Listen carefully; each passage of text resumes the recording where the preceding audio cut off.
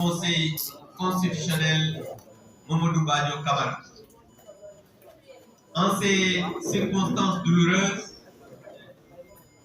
qui frappent notre nation, le FDR salue la mémoire des disparus et présente ses condoléances à l'ensemble du peuple sénégalais.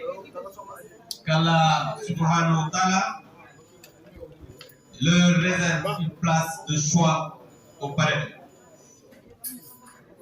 li ma wax léegi rek ci nasaraan mooy ci jamono yii dañu ñàkk fii ci Sénégal ay nit ñu mag bokk na ci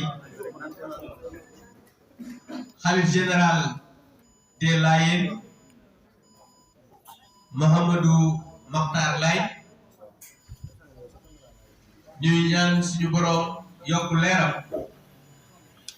di ko jaale peuple Sénégal yépp famille bu Seydina Limamou Laye waaye umma islamique bi yépp waaye di ñaanal ki nga xam ne moom la yàlla def tey mu toog ci xilaafa gi di Mamadou Lamine Laye yàlla yàggal ko fi yokk wéram waaye it ñu yeewu tey am aussi tiis muy le président du conseil constitutionnel du Sénégal muy Mamadou Badio Camara yàlla def mu wuy ji boromam moom it ñu koy ñaanal yàlla na ko yàlla xaare àjjana. Il a appelé à un point de presse. Je voudrais bien préciser que c'est un point de presse.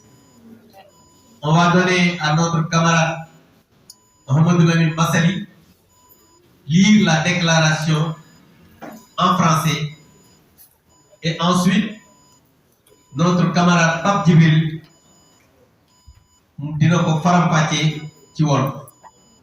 Je vais rapidement donner la parole à Mouhamadou Lamine Massaly qui va lire la déclaration de la conférence des leaders. Au lendemain de l'adoption à la puissance de la loi interprétative de la loi portant amnistie de 2024, le président de la République a profité des 3 et 4 avril pour se livrer à une opération de charme en direction des populations profondément déçues. Une tentative qui n'aura été en définitive qu'un coup d'épée dans l'eau face à des citoyens désabusés devant tant d'incompétences et d'irresponsabilités érigées en méthode de gouvernance. En effet, les Sénégalais qui subissent de plein fouet la politique antinationale et antisociale du pouvoir passé sont de plus en plus nombreux à ne nourrir aucune illusion concernant ces promesses creuses suivies de reniement et ces manipulations grossières.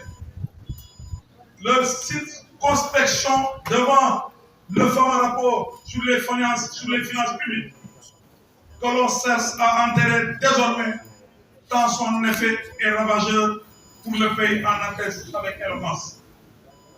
En mots, à peine ouvert, le président de la République a annoncé un projet de révision constitutionnelle tendant à instituer un premier ministre super fort. Derrière cette formule se cache une manœuvre claire, instaurer un système où le pouvoir exécutif serait capté par une figure non élue aux grandes dames de la démocratie. Autrement dit, donner corps et vie institutionnelle à l'État Sonko que le FDR ne cesse de dénoncer. Les prémices d'une telle forfaiture étaient perspectives dans certaines actions phares de l'État. Centralisation des dépenses publiques au niveau de la primature. Application au premier ministre de l'article 254 du Code pénal portant sur l'offense au chef de l'État. Dépôt d'une proposition de loi dépouillant certaines prérogatives foncières des collectivités territoriales au profit des structures dépendantes de la primature. Refus du Premier ministre de contresigner un décret de nomination proposé par le président de la République. Utilisation systématique par le Premier ministre de l'avion présidentiel pendant ses voyages. Au même moment, le président Bassirou Diomaye Diakhar Faye annonce l'organisation d'un dialogue sur le système politique. Cette annonce intervient après plusieurs décisions unilatérales prises sans aucune concertation, notamment sur les conditions d'organisation des législatives anticipées et sur les commissions d'inscription sur les listes électorales. Pour rappel, l'FDR n'a cessé de dénoncer ce coup de force et d'exiger la tenue de concertation politique inclusive et sincère, précisément parce que dans l'histoire de notre pays, le dialogue a souvent permis de renforcer la démocratie et d'apaiser les compétitions électorales. C'est ainsi que le dialogue national, organisé de 2019 à 2023, a permis plusieurs avancées majeures, dont on a eu du fichier électoral, une évaluation du processus électoral,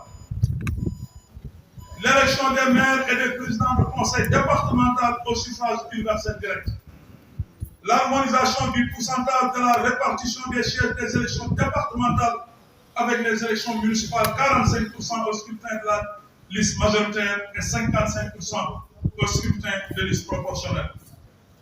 La candidature des responsables politiques dont la condamnation a été contestée et a bénéficié de la grâce présidentielle.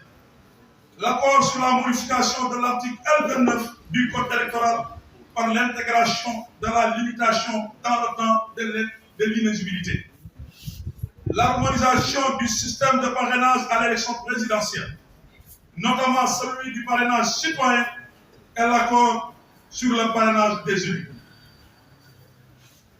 L'accord sur le montant de la caution qui peut excéder la somme de 30 millions de francs CFA pour l'élection présidentielle. La mise en place du pôle judiciaire financier et le renforcement des pouvoirs de l'OFNAC. Des accords de principe sur la modification de la loi 81-17 du 6 mai 1981 relative au profit politique dans le sens de son renforcement, le financement des partis, les statuts du chef de l'opposition et la mise en place d'une commission d'évaluation de la Sénat et du CNRA.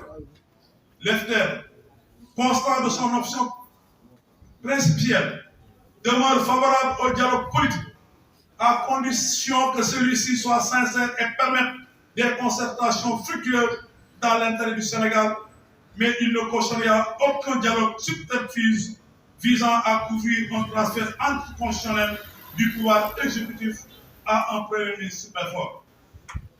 En tout état de cause, et comme pour tous les dialogues précédents, il revient au président de la République de prouver sa sincérité, en s'engageant solennellement à faire respecter les libertés s'inscrites dans notre Constitution et à appliquer l'ensemble des recommandations consensuelles issues des discussions, le cas échéant. Un tel engagement s'impose, d'autant plus que le consensus obtenu